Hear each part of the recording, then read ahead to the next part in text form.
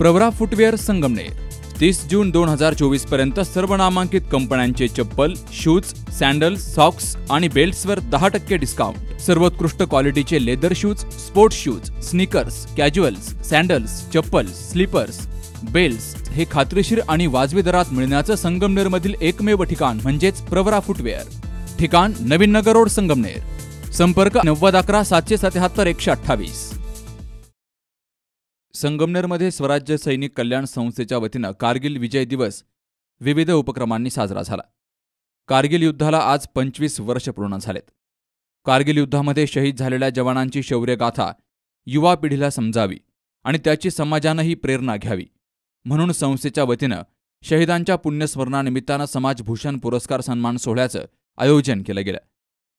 यावेळी राष्ट्रपती पारितोषिक विजेते आदर्श शिक्षक सोमनाथ कळसकर गुरुजी यांना समाजभूषण पुरस्कार देऊन सन्मानित केलं गेलं। राज्याचे माजी महसूल मंत्री आमदार बाळासाहेब थोरात यांच्या हस्ते त्यांचा गौरव केला गेला। यावेळी माजी नगराध्यक्षा दुर्गाताई तांबे, मेजर लक्ष्मण ढोले, वीरमाता वीरपत्नी सुनंदा दराडे, रेणुका गडाख, प्रमिला उकिरडे, सुजाता कवडे, शीतल कचरे, मनीषा गुंजाळ, राजेंद्र कुटे, स्वराज्य सैनिक कल्याण संस्थेचे अध्यक्ष प्रकाश कोटकर, संस्थापक सुभेदार भानुदास पोखरकर, उपाध्यक्ष कॅप्टन सुभाष कुडेकर, कार्याध्यक्ष सुनील थोरात, सचिव प्रवीण गुंजाळ, खजिनदार अर्जुन कोल्हे, आनंदा गीते आणि पदाधिकाऱ्यांची उपस्थिती होती। या कार्यक्रमानिमित्तानं कारगिल शौर्यगाथा या विषयावर हरिभक्तपरायण मेजर भास्कर महाराज भाविक यांचं प्रवचन झालं। 3 मे 1999 दिवस उजाडला। मेंढपाळानं बातमी आणली। 6 मे आपको सॅल्यूट मारता हूँ। कॅप्टन सौरभ कालिया नावाच्या व्यक्तिमत्वासमोर शूरवीर जवानासमोर एका मेंढपाळाने सॅल्यूट मारला आणि सॅल्यूट मारून सांगितलं, साहेब 17,500 फूट उंचीचा प्रवास आहे, 4,500ची दुश्मनांची फौज बसलेली ह्या मेंढपाळानं आपल्या तीक्ष्ण नजरेने पाहिलेली आहे। हिवाळ्याच्या दिवसामध्ये आपण जी रावटी सोडून खाली येता येत ना, त्या असणाऱ्या सिस्टममध्ये सगळा कब्जा दुश्मनांनी केलेला आहे। मैं आपको सॅल्यूट मारता हूँ। मायबाप 21 वर्षाच्या तरुणानं स्वतःची एनडीएची परीक्षा उत्तीर्ण होऊन अधिकारी पद प्राप्त करत असताना भारत मातेला पहिला सॅल्यूट ठोकला। आई जगदंबा, जर मेंढपाळ मला निरोप देत असेल, 17,500 फूट उंचीचा मला प्रवास पार करायचा असेल, तर आवर्जून माझ्या समोर जे दिसतंय तेच माझं आहे। सर्वस्वी ते सर्वस्वी भांडवल घेऊन, जेवढा आपल्या बरोबर आहे तेवढं शस्त्र सामुग्री घेऊन, 5 साक्षीदारांना घेऊन ज्यांनी प्रवास चालू करावा, स्वतःच्या जीवाची पर्वाही न करता 4,500 फौजला मी मारील म्हणणारा कॅप्टन परमवीर चक्र विजेता सौरभ काटिया सांगतोय, आई जगदंबा भारत माता हेच माझा आराध्य दैवत आहे, हेच माझा आराध्य दैवत आहे। ही तर खरी कारगिल शौर्यगाथा आहे महाराज। कार्यक्रमाचं प्रास्ताविक मेजर आणि स्वराज्य सैनिक कल्याण संस्थेचे अध्यक्ष प्रकाश कोटकर यांनी केलं, तर मेजर लक्ष्मण ढोले यांनीही आपलं मनोगत व्यक्त केलं। साहेबांनी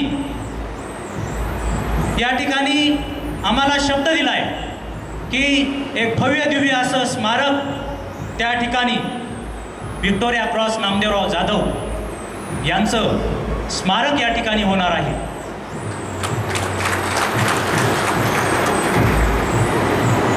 आणि म्हणून हा कारगिल विजय दिवसाचा कार्यक्रम आयोजित करताना मी सर्व आजी माजी सैनिक, वीर नारी, वीर माता आणि राष्ट्रभक्त राष्ट्रप्रेमी नागरिकांना या ठिकाणी एक वचन देऊ इच्छितो की साहेबांच्या माध्यमातून हे स्मारक भव्य दिव्य असं स्मारक या ठिकाणी झाल्याशिवाय राहणार नाही। जगबंदी त्यासच पुन्हा पुन्हा, हे घडते कसे न कळे कवना। सन्माननीय वंदनीय गुरुजी, आपला समाजभूषण पुरस्काराने सन्मानित करताना आम्हाला विशेष आनंद होत आहे। या प्रसंगी आम्ही आपल्या कार्याप्रती नतमस्तक होत आहोत। विद्यार्थी रूपी परमेश्वराची आपण आयुष्यभर पूजा केली, सेवा केली, विशेषतः समाजातील दुर्लक्षित, अनाथ, गोरगरीब अशा विद्यार्थ्यांना समाजाच्या प्रवाहात आणले, त्यांच्या प्रगतीसाठी तन मन धन अर्पण केले। भटक्या कंजारभार समाजातील विद्यार्थ्यांसाठी सुरू केलेले शैक्षणिक प्रकल्प, कळसकर प्राथमिक विद्यालय, सांदीपनी ऋषी बालिकाश्रम, पेन्शनर असोसिएशन, ज्येष्ठ नागरिक संघटना, बेरोजगार सहकारी संस्था ही सर्व आपल्या कार्याची समाजाला सतत प्रेरणा देणारी उदाहरणे आहेत. यावेळी वीरमाता वीरपत्नी यांचाही सन्मान मान्यवरांच्या हस्ते केला गेला. माजी महसूल मंत्री आमदार बाळासाहेब थोरात, माजी नगराध्यक्षा दुर्गाताई तांबे यांनी सैनिकांप्रती कृतज्ञता व्यक्त करत स्वराज्य सैनिक कल्याण संस्थेला शुभेच्छा दिल्या. या ठिकाणी कारगिल युद्ध शौर्यगाथा ज्याच्याविषयी ज्यांनी सांगितलं ते क्रांतीसूर्य हरिभक्त परायण मेजर भास्कर महाराज भाई यांनी खूप सुंदर असं प्रवचन यापूर्वी दिलेलं आहे.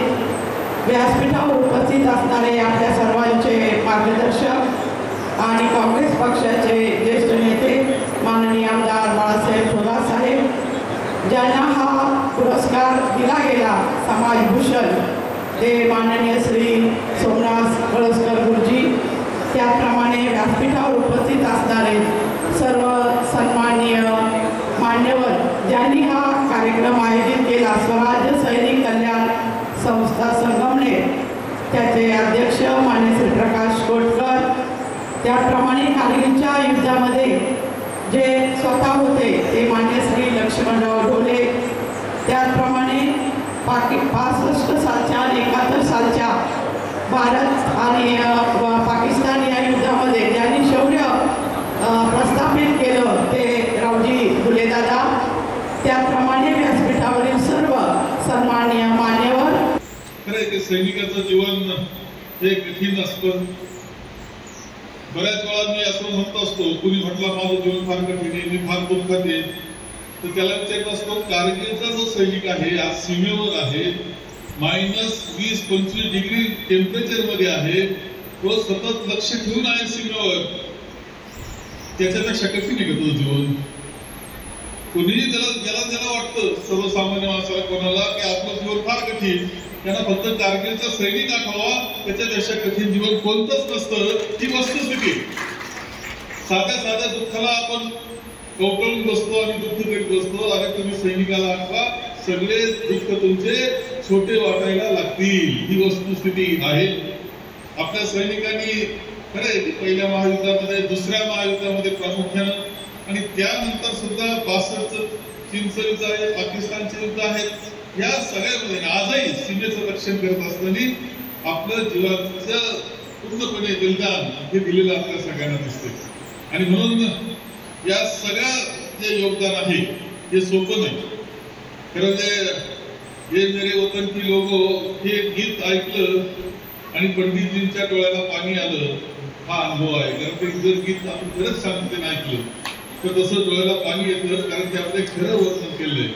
आणि प्रकाश कोटकरांनी सुद्धा आज इतक्या सुंदर पद्धतीने ते गीत गायलेलं आहे, ते हकीकत सिनेमामधून घेतो आणि इतकं सुंदर पद्धतीनं गायलं आणि सगळ्या आठवणी आपल्याला पुन्हा उजाळा देऊन गेलेले आहेत की आजही सीमेवर सैनिक जे लढतायत त्यांचं योगदान आपल्याकरता महत्वाचं आहे.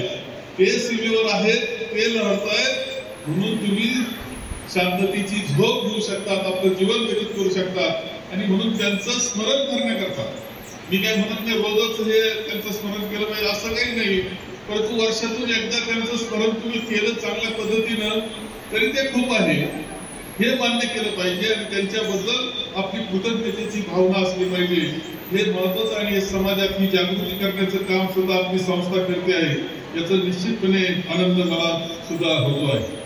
या निमित्तानं हे सगळे सैनिक मंडळी आहेत, त्यांचे कुटुंबीय आहेत, कधी कधी वीर माता आहे, वीर पत्नी आहेत, या सगळ्याच जीवनामध्ये ज्या ज्या अडचणी येतात त्या अडचणीमध्ये आपण शहानिशा करून खरोखर तुला अन्याय होत असेल आपल्या कुटुंबावर तर ते सोडवण्याकरता ही संघटना निश्चितपणे चांगलं काम करत असेल याची खात्री सुद्धा मला आहे. त्यांच्या पाठीशी कुणीतरी आहे, काय नाही तुमच्या पाठीशी आम्ही आहोत हे सांगणार अशा प्रकारचं काम हे प्रकाशजी कोटकर आणि त्यांचे सगळे सहकारी हे करतायत. कारगिल विजय दिवसानिमित्तानं समाजभूषण पुरस्कार देऊन सन्मानित करण्यात आल्याबद्दल राष्ट्रपती पारितोषिक विजेते सोमनाथ कळसकर गुरुजी यांनी या संस्थेचं अभिनंदन केलं.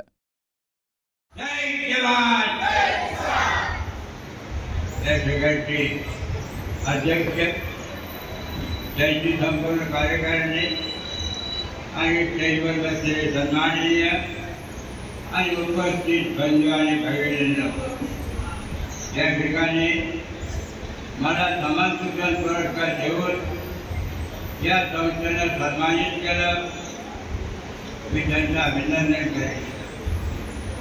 आज मी संपूर्ण आयुष्य हे सेवेकरता घातलेलं आहे. मला संसार नाही. मी मुलांना शिकवलं, माझ्या मुलांना शिकवलं नाही. मला मुलंच नाही. आणि म्हणून मी संपूर्ण आयुष्य या देश सेवेमध्ये घातलेलं आहे. आणि जी अशी वेगळी कुटुंब आहेत, असंस्कारित कुटुंब आहेत, गुन्हेगारी प्रवृत्तीचे कुटुंब आहेत, अशा मुलांना एकत्र करून त्यांच्यावर चांगले संस्कार करून त्यांना या ध्यानदानामध्ये आणण्याचा प्रयत्न केला आहे. आता त्या ठिकाणी सांगितलं, असा एक समाज होता की जो काही भटका होता, चांगलाच होता. 75 साली इंदिरा गांधीनं त्यांना गावोगाव स्थायिक केलं, परंतु त्यांच्यावर एक चोर, दरोडेखोर असा कायमचा शिक्का होता आणि म्हणून त्यांना कोणी कामाचे घेत नव्हते.